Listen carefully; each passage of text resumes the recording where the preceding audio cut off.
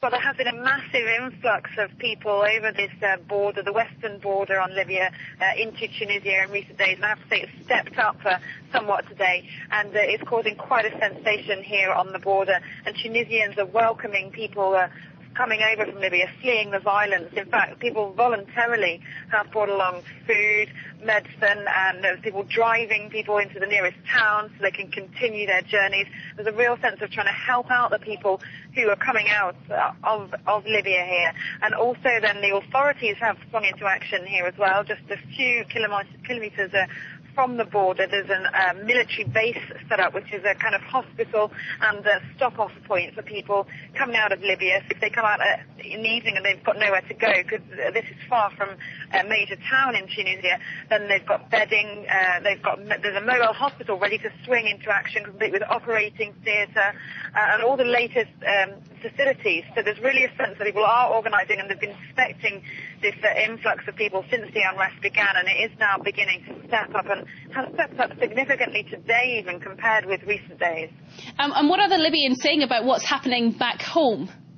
Well, yes, we've been obviously speaking to people coming across the border, trying to find out what's just going on in Libya, and it's a mixed picture, and obviously these are people's personal experiences, and we have to try and use them to put together a clearer picture of what's going on now. It seems very chaotic in the western part of the country, very chaotic indeed, and a very mixed picture even. So different reports coming in from different towns. We spoke to one man this morning who came from the town of Zouara, which is actually on the western side of Tripoli, towards this Tunisian border, about 100 kilometres from the Libyan capital, and he confirmed that this town, according to him now, has been taken over by protesters, by the Libyan people, that they've won their battle with Gaddafi's forces. Fighting had been raging there, and he says that people are now in control, and that's calm.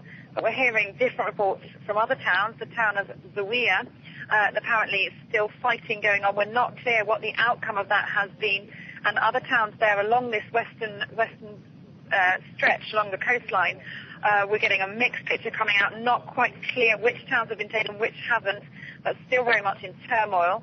And meanwhile, back in the country, away from the coastline, apparently people saying that Gaddafi's men still control a lot of the roads there, that there are dozens, even up to 20 roadblocks between the capital and this border, a stretch of about 200 kilometres, where people are being searched, questioned by Gaddafi's men, having their mobile phones and cameras taken away from them, and saying they're looking for anyone they suspect of being a dissident. So really a mixed picture, and all still to play for in this western part of the country. But Catherine, there's also a lot of solidarity between Tunisians and Libyans. Have you seen that kind of mutual support where you are?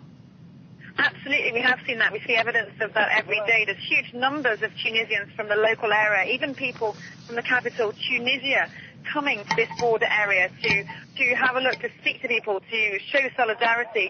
And they're also bringing in supplies, blankets, food, and as I say, using their cars to transport people.